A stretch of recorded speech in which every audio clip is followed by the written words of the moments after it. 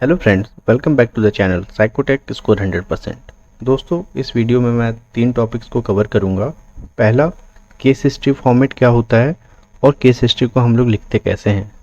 Second, MSc यानी कि mental status examination क्या होता है, उसका फॉर्मेट क्या होता है और हमें केस रिपोर्ट में लिखना कैसे होता है। और थर्ड, डायग्नोस्टिक फॉर्मुलेशन। तो चलिए स्टार्ट करते हैं वीडियो को और सबसे पहले देखते हैं केस हिस्ट्री लिखने का फॉर्मेट क्या होता है और किस पॉइंट को हमें कैसे लिखना होता है। तो जब भी हम केस हिस्ट्री लिखते हैं तो सबसे पहले आपको ऊपर टाइटल लिखना होता है केस हिस्ट्री, या आप लिख सकते हैं केस रिपोर्ट और केस रिपोर्ट का नंबर। उसके नीचे हमें केस हिस्ट्री की डेट लिखनी होती है, जिस डेट को आप केस हिस्ट्री ले रहे हैं। यहाँ पे राइट साइड में आप लिख सकते हैं डेट। केस हिस्ट्री में सबसे पहले हम सोशियो डेमोग्राफिक डेटा रिकॉर्ड करते हैं। इसके अंदर हमें रिकॉर्ड करना होता है name, age, gender, marital status, occupation, education, religion, residence, socio economic status, language और इन्फॉर्मेंट। इन्फॉर्मेंट हम उन्हें बोलते हैं जो क्लाइंट के साथ आते हैं और क्लाइंट के अलावा जिनसे हम इन्फॉर्मेशन कलेक्ट करते हैं उनको हम इन्फॉर्मेंट बोलते हैं। इसमें आपको इन्फॉर्मेंट की डिटेल्स भी लिखनी होंगी। इन्फॉर्मेंट कौन है, जैसे यहाँ पे इस एग्जाम्पल में आप देख सकते हैं, इसमें लिखा हुआ elder brother of the client. ये हो गया relationship of informant with the client. और इसके अलावा आपको age of informant, education qualification of informant, और आपको ये भी लिखना होगा कि whether the informant is living with client और not, whether the informant is well wisher of the client और नॉट, और whether there is a history of past psychiatric illness of the informant. और इसके साथ एक पॉइंट आपको और इसमें एक्सप्लोर करना होता है कि इन्फॉर्मेंट जिससे आप इंफॉर्मेशन ले रहे हैं क्लाइंट के बारे में, वो साउंड माइंडेड है या नहीं है। और इन सारे डिटेल से जो भी हमने डिटेल लिया इन्फॉर्मेंट के बारे में, उससे हम डिसाइड करेंगे कि रिलायबिलिटी और एडिक्वेसी क्या है इन्फॉर्मेंट की, whether the information given by informant is reliable और नॉट। तो यहाँ पे आप देखिए इसमें अलग अलग कैटेगरीज होती हैं, पुअर है, रिलायबल है। तो उस तरीके से आप यहाँ पे रिलायबिलिटी एंड एडिक्वेसी में आप लिख सकते हैं। सोशियो डेमोग्राफिक डेटा के बाद हमारा नेक्स्ट हेडिंग होता है चीफ कंप्लेंट्स। चीफ कंप्लेंट्स हमें क्लाइंट से और इन्फॉर्मेंट दोनों से लेनी होती है। जहाँ पे इन्फॉर्मेंट अवेलेबल नहीं है जिस केस में, उस केस में आप सिर्फ क्लाइंट से चीफ कंप्लेंट्स एक्सप्लोर करेंगे। तो चीफ कंप्लेंट्स में आपको कुछ चीज़ें ध्यान रखनी होती हैं कि जो जब भी आप चीफ कंप्लेंट लिखें तो क्रोनोलॉजिकल ऑर्डर में होना चाहिए, और जो आपका क्लाइंट या इन्फॉर्मेंट जिस वर्ड में आपको बोल रहा है कंप्लेंट, उसी वर्ड में आपको नोट करनी होती है। और इसमें ये ध्यान रखना है कि जो इम्पोर्टेंट कंप्लेंट्स हैं वो ज़रूर नोट करनी है। जनरली हम 5 to 6 कंप्लेंट्स चीफ कंप्लेंट्स में लेते हैं। और इसके साथ हमें ड्यूरेशन, जो भी ये जो सिम्टम्स आपको क्लाइंट या इन्फॉर्मेंट बता रहा है उसका ड्यूरेशन क्या है, वो भी आपको लिखना पड़ेगा साथ में। अब जैसे इस एग्जांपल में आप देखिए, यहाँ पे अकॉर्डिंग टू द इन्फॉर्मेंट, सबसे पहले इन्फॉर्मेंट से चीफ कंप्लेंट्स लिया है, और यहाँ पे जो भी कंप्लेंट आपको बता रहा है इन्फॉर्मेंट, उसका आप ड्यूरेशन भी पूछ के आप सामने लिख देंगे। जैसे यहाँ पे लिखा हुआ 1 मंथ। थर्ड जो कंप्लेंट है वो उसका ड्यूरेशन है 15 डेज। तो एक क्रोनोलॉजिकल ऑर्डर में आपको लिखना पड़ेगा।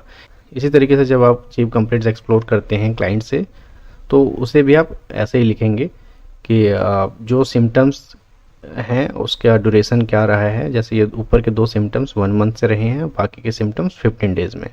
तो इस तरीके से आप लिखेंगे। चीफ कंप्लेंट के बाद हम थर्ड हेडिंग लिखते हैं प्रेसिपिटेटिंग फैक्टर्स। प्रेसिपिटेटिंग फैक्टर क्या होता है? इलनेस डेवलप होने से पहले जो भी इवेंट हुआ है उसे हम प्रेसिपिटेटिंग फैक्टर में लिखते हैं।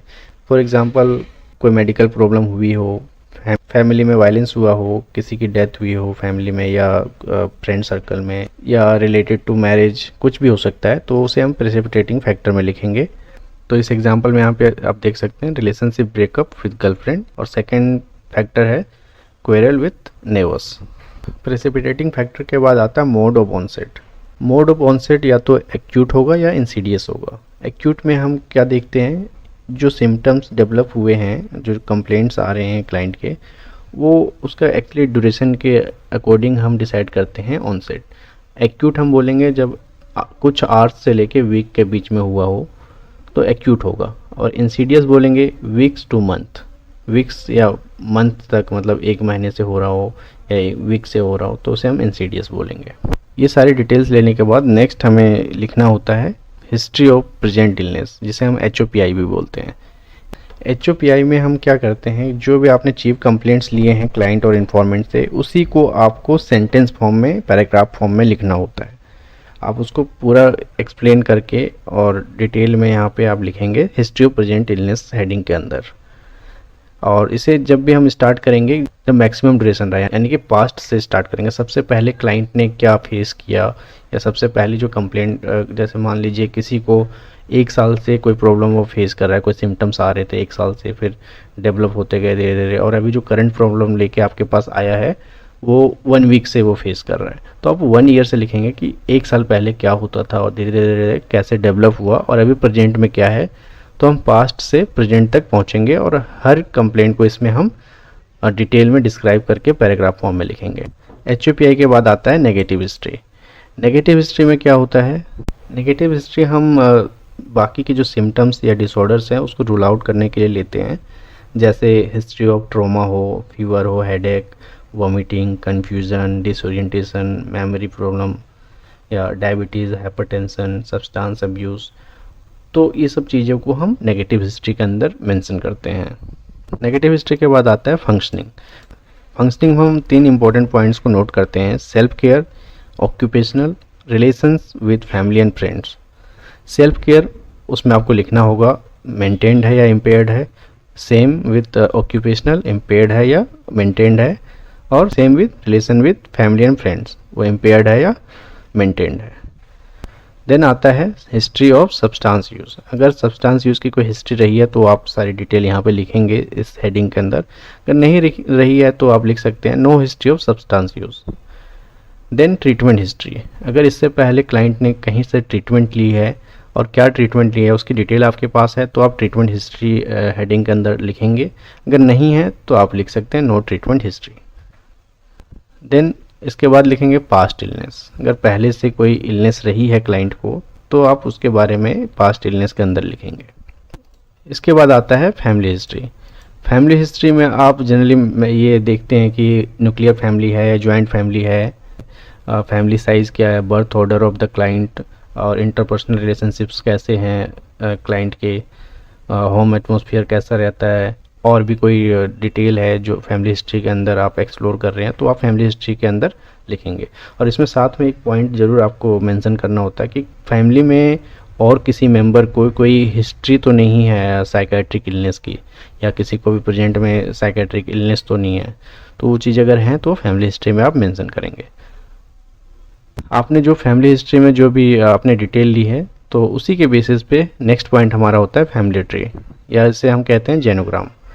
तो जेनोग्राम ड्रॉ करना होता है आपने जो भी हिस्ट्री ली है उसके अकॉर्डिंग। इस एग्जांपल में जो जेनोग्राम है वो इनकम्प्लीट है। जेनोग्राम के लिए मैंने अलग से वीडियो बनाई है, उसका लिंक आपको डिस्क्रिप्शन में मिल जाएगा, या ऊपर आप आई कार्ड बटन में देख सकते हैं, वहाँ पे आपको लिंक मिल जाएगा, वहाँ से जाके आप देख सकते हैं फैमिली ट्री को प्रॉपरली कैसे ड्रॉ किया जाता है।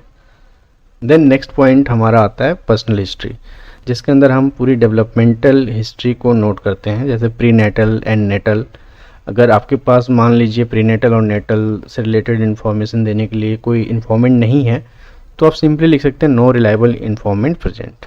इसी तरीके से अर्ली चाइल्डहुड के बारे में आप लिखेंगे, देन मिडल चाइल्डहुड, उसके बाद late childhood, psychosexual history, religious background, और लास्ट इसमें पॉइंट होता है ऑक्यूपेशनल एंड मैरिटल हिस्ट्री। तो ये सारे पॉइंट्स आपको पर्सनल हिस्ट्री के अंदर लिखना है। देन केस हिस्ट्री में नेक्स्ट हेडिंग आता है socio economic status. Socio economic status में आप लिख सकते हैं कितने मेंबर्स एम्प्लॉयड हैं उस फैमिली में, जिस फैमिली में एक क्लाइंट रहता है, किस टाइप के मकान में रहता है, और टोटल इनकम क्या होता है फैमिली में। ये सारी चीज़ें आप लिख सकते हैं इसमें। देन लास्ट पॉइंट होता है केस हिस्ट्री में pre morbid personality. Pre morbid personality क्या होता है, एक्चुअली इसमें हम देखते हैं प्री मॉर्बिड मतलब मॉर्बिडिटी से पहले की पर्सनालिटी हम इसमें नोट करते हैं। क्लाइंट के पैटर्न्स ऑफ बिहेवियर और एटीट्यूड्स पहले, मतलब इस बीमारी से पहले कैसी थी, उन चीज़ों को हम इसमें नोट करते हैं। मतलब generally before the onset of illness उसकी पर्सनालिटी कैसी थी उसे हम डिस्क्राइब करते हैं। इसमें हम देख सकते हैं attitudes of client to others in social, family और sexual relationship, attitude of client to self और moral and religious attitudes and standards, mood of the client before onset of this problem, leisure activity and interest of the client, fantasy life, reaction pattern to stress, और कुछ habits जो होते हैं वो किस type के habits थे before the onset of illness. ये सारी चीज़ें हमें प्री मॉर्बिड पर्सनालिटी के अंदर लिखनी होती हैं। जब पूरी हिस्ट्री ले लेते हैं तो हिस्ट्री लेने के बाद हमें क्या समझ में आता है, मतलब अभी तक जो हिस्ट्री आपने एक्सप्लोर किया है क्लाइंट से और इन्फॉर्मेंट से, उससे आपको क्या समझ में आ रहा है, क्या इंप्रेशन मिल रहा है, वो एक आप पॉइंट डाल सकते हैं इंप्रेशन का। तो उसमें जैसे इस एग्जांपल में आप देख सकते हैं, इसमें लिखा हुआ इंप्रेशन वेल एडजस्टेड स्टेटस। तो केस हिस्ट्री में ये सारे पॉइंट्स इंपॉर्टेंट पॉइंट्स हैं, इनको ज़रूर एक्सप्लोर करना होता है आपको क्लाइंट से जब भी आप केस हिस्ट्री लेते हैं। केस हिस्ट्री के बाद हमारा नेक्स्ट प्रोसेस होता है मेंटल स्टेटस एग्जामिनेशन, जिसे हम MSc भी बोलते हैं शॉर्ट फॉर्म में। बेसिकली ये असेसमेंट होता है जिसमें आप क्लाइंट्स के, जो भी आपके पास क्लाइंट आए हैं, उनके कॉग्निशन लेवल चेक करते हैं, नॉलेज रिलेटेड एबिलिटी चेक करते हैं, अपीयरेंस, इमोशनल मूड और स्पीच, थॉट पैटर्न, ये सारी चीज़ें आप MSc में देखते हैं। तो MSc में सबसे पहले आपको नोट करना होता है movement and behaviour of the client. Client आपके पास जब से आता है, जब से एंटर करता है आपके रूम में, तब से ये चीज़ें स्टार्ट हो जाती है MSc का पार्ट। तो आपको इसमें पूरा डिटेल में लिखना होता है मूवमेंट एंड बिहेवियर के बारे में। देन आपको इसमें ये भी लिखना होता है कि क्लाइंट के साथ आपका रैपो ईजिली इस्टेब्लिश हुआ या नहीं हुआ, या कोई दिक्कत आई रैपो इस्टेब्लिश करने में, वो सारी चीज़ें आपको इस हेडिंग के अंदर लिखनी होती है। नेक्स्ट हेडिंग होती है mood and affect. Mood and affect दोनों अलग अलग चीज़ें हैं। मूड में आप जैसे क्लाइंट से पूछते हैं, फॉर एग्जांपल आपने पूछा मूड कैसा है, तो क्लाइंट ने जवाब दिया एकदम बढ़िया रहता है, तो ये हो गया मूड। अफेक्ट क्या होता है, जो आप ऑब्जर्व कर रहे हैं, जो जवाब दिया क्लाइंट ने उससे आपने क्या ऑब्जर्व किया। Affect is elated, appropriate and non लवाइल, तो ये अफेक्ट हो गया। मूड जो क्लाइंट ने जवाब दिया और जो आपने ऑब्जर्व किया वो अफेक्ट। नेक्स्ट हेडिंग होती है स्पीच और लैंग्वेज। इसमें हम 6 इंपॉर्टेंट पॉइंट्स को ध्यान में रखते हुए एक्सप्लोर करते हैं। सबसे पहले वॉल्यूम, इंक्रीज्ड है, डिक्रीज्ड है या एवरेज है, ये आपको लिखना होगा। वॉल्यूम मतलब जो स्पीच और लैंग्वेज की वॉल्यूम है क्लाइंट की। सेकंड पॉइंट होता है स्पीड एंड टोन, ये भी आपको लिखना होगा, हाई है, लो है, एवरेज है। Same length of the answers to the questions, appropriateness of the answers, reaction time and productivity, ये सब पॉइंट्स हैं स्पीच एंड लैंग्वेज हेडिंग के अंदर। नेक्स्ट हेडिंग होती है थॉट एंड परसेप्शन, जिसके अंदर कुछ सब पॉइंट्स हम नोट करते हैं, जैसे स्ट्रीम ऑफ थॉट, इंक्रीज्ड है, डिक्रीज्ड है, form of thought, content, position, ये सारी चीज़ें आप थॉट एंड परसेप्शन के अंदर देखेंगे। नेक्स्ट हेडिंग होती है कॉग्निशन। कॉग्निशन के अंदर भी कुछ सब पॉइंट्स देखते हैं, जैसे ओरिएंटेशन, अटेंशन और कंसंट्रेशन, मेमोरी। मेमोरी में आप चेक करेंगे इमीडिएट मेमोरी, रिसेंट और रिसेंट पास्ट मेमोरी और रिमोट मेमोरी। देन नेक्स्ट सब पॉइंट होगा इंटेलिजेंस।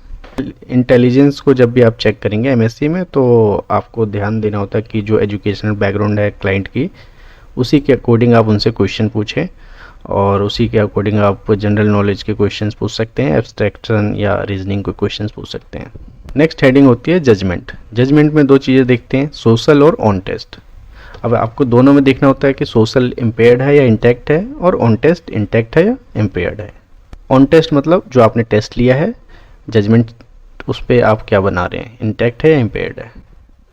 ये सारे हेडिंग्स में सारी डिटेल्स लिखने के बाद, ये सारे इन्फॉर्मेशन कलेक्ट करने के बाद आप देखते हैं कि लेवल ऑफ इंसाइट क्या है क्लाइंट की। तो इसमें जनरली 6 ग्रेड्स ऑफ इंसाइट्स होते हैं। तो इस एग्जांपल में 1 आउट ऑफ 6 है। 1 ग्रेड कब होगा, जब कंप्लीटली डिनाइल होगा इलनेस के बारे में क्लाइंट की, मतलब कंप्लीट डिनाइल ऑफ इलनेस, तो आप लिखेंगे ग्रेड 1। इसी तरीके से बाकी ग्रेड्स होते हैं। आपने इंटरव्यू में जो भी बातें की क्लाइंट से, तो वो वर्बेटिम कहलाते हैं, मतलब जो आपने बोला उसका क्या जवाब दिया क्लाइंट ने, तो उन चीज़ों को भी आप वर्बेटिम हेडिंग के अंदर डाल सकते हैं। फॉर एग्जांपल यहाँ इंटरव्यूअर ने पूछा आपको हॉस्पिटल में क्यों लाया गया है, जिस लैंग्वेज में बात हो रही है आप एज इट इज़ लिखेंगे। वर्बेटिम इसी को कहते हैं, जैसे जो भी वर्ड का यूज़ कर रहे हैं, जैसे बोल रहे हैं, जिस लैंग्वेज में बोल रहे हैं वैसे लिखेंगे। तो क्लाइंट ने जो जवाब दिया मेरा सर दुखता रहता है शायद, तो क्लाइंट ने जो जवाब दिया वो क्लाइंट में लिखेंगे। इसी तरीके से आप पूरा इंटरव्यू यहाँ पे लिख सकते हैं। देन जैसे आपने केस हिस्ट्री में एक इम्प्रेशन बनाया था, क्या इम्प्रेशन उससे मिल रहा है, तो उसी तरीके से MSc में आपको क्या इम्प्रेशन मिल रहा है, जो भी आपने डिटेल्स यहाँ पे कलेक्ट की और जो भी एक्सप्लोर किया आपने, जो भी टेस्ट लिए हैं या जजमेंट चेक किया, तो उसके आधार पे आपको बताना होता है कि इम्प्रेशन क्या लग रहा है, कौन सी प्रॉब्लम हो सकती है।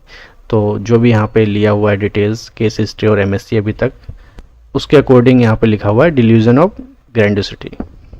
अब आपने केस हिस्ट्री भी ले ली, एमएससी भी कर लिया।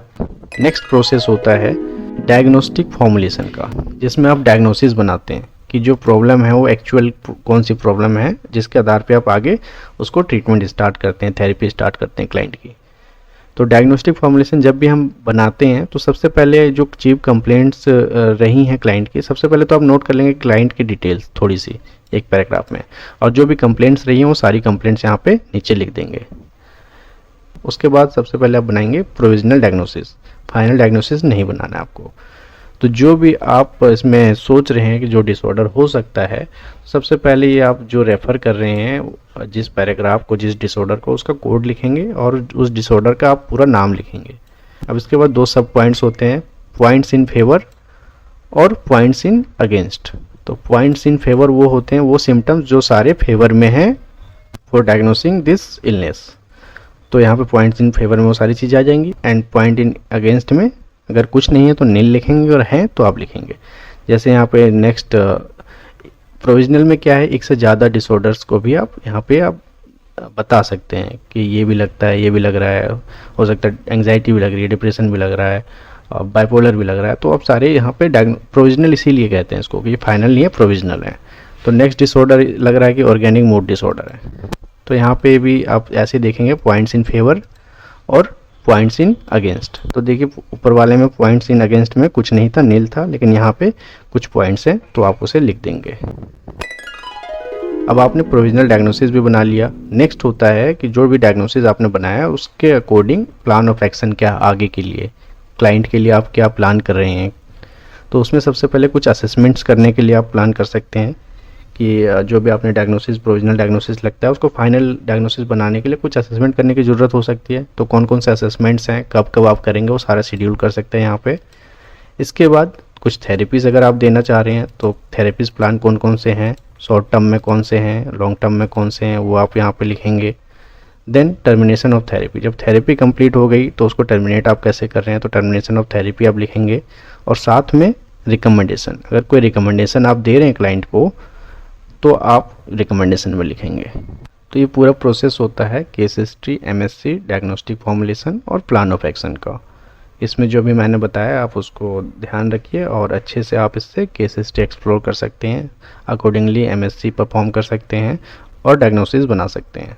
और ये ज़रूरी है कि आप जो भी क्लाइंट आपके पास आए हैं उनके लिए आप प्लान ऑफ एक्शन ज़रूर बनाएं, ताकि फर्दर जो भी आपको सेशंस कंडक्ट करने हैं उसमें आसानी हो और क्लाइंट को भी पता रहे कि आप क्या क्या सेशंस आगे लेने वाले हैं, जिसमें क्या क्या आप कंडक्ट करने वाले हैं, टेस्ट कौन से होंगे, कौन कौन सी थेरेपीज़ होंगी, ये सारी चीज़ें आप वहाँ पे लिख सकते हैं प्लान ऑफ एक्शन के अंदर।